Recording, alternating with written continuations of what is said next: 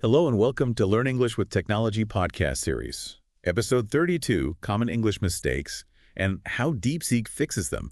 Today, we're doing a deep dive into common English mistakes. Even ones made by native speakers. Right, you'd think we'd have this down by now. Yeah. But even those of us who've spoken English our whole lives can trip up sometimes. Yeah, it's like, how to drive a car, but you still got to watch out for those potholes and unexpected detours. Exactly.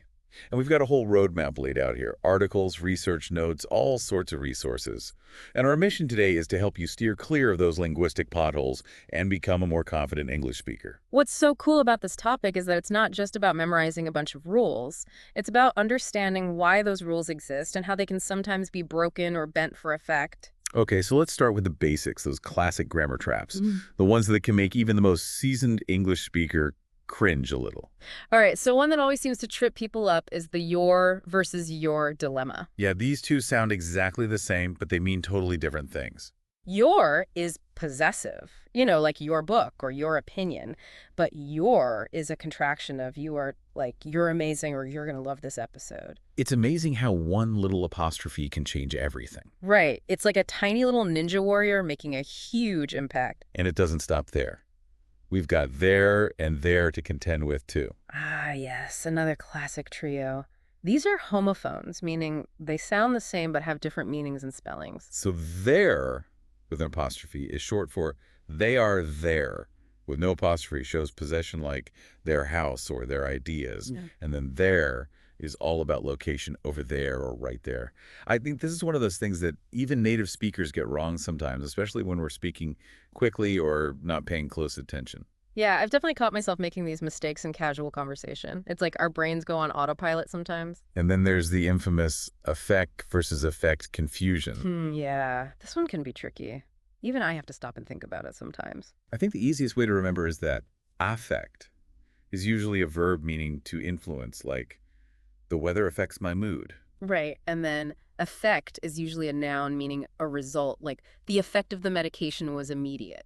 Though I have to admit there are some exceptions to that rule. There are a few sneaky situations where effect can be a noun and effect can be a verb. But honestly, most of the time you're going to be using them in that verb-noun way. Okay, let's shift gears a bit and talk about spelling slip-ups. Those little typos that can sometimes lead to hilarious or even embarrassing situations. All right, let's have some fun with this one. So we've all seen the classic lose versus loose mix-up. Yeah, imagine writing, I need to lose weight, when you really mean lose weight.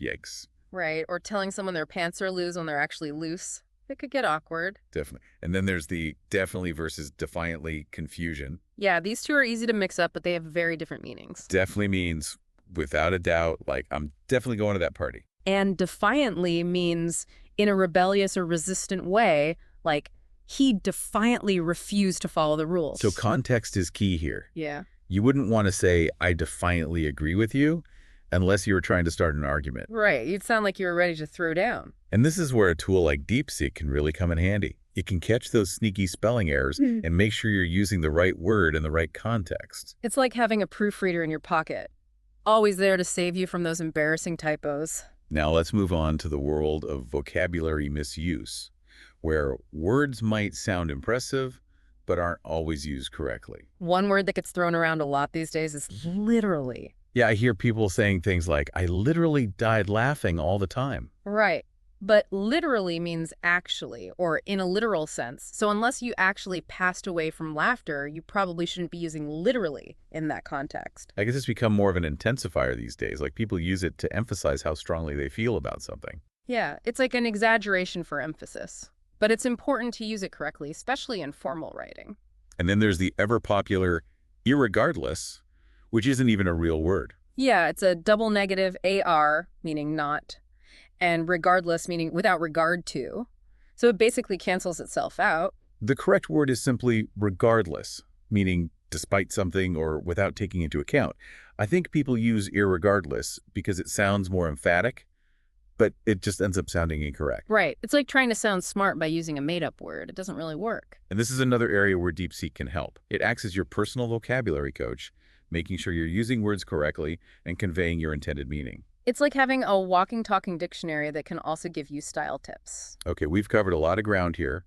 Grammar traps, spelling slip-ups, vocabulary misuse. but we're just getting started. That's right. We've still got a whole world of English mistakes to explore, and DeepSeek can help us navigate those too.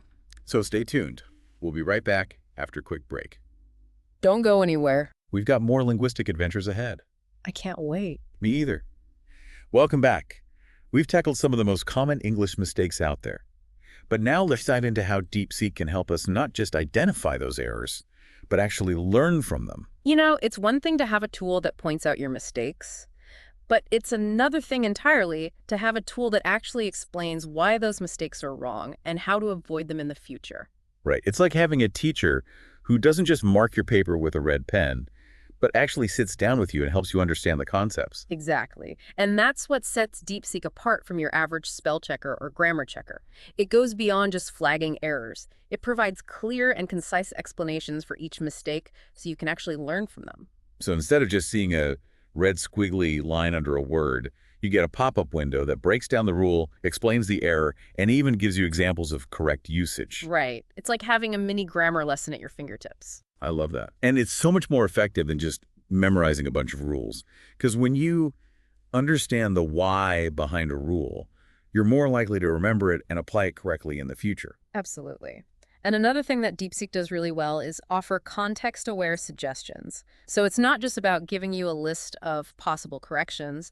It's about understanding the meaning of your sentence and suggesting the most appropriate and natural-sounding option. So it's not just a grammar checker, it's also a style guide. Right. It's like having a personal editor who can help you refine your writing and make it more clear, concise, and engaging. And as you continue to use DeepSeek, you start to notice patterns in your own writing. You see which mistakes you tend to make most often, and you can focus on improving those areas. It's like having a personal trainer for your English skills. I like that analogy. And speaking of personal trainers, let's talk about how DeepSeek can help learners overcome those feelings of self-doubt that often accompany language learning. You know, it's easy to feel intimidated or even embarrassed when you're learning a new language. You're constantly worried about making mistakes and sounding foolish. Oh, absolutely. I've been there.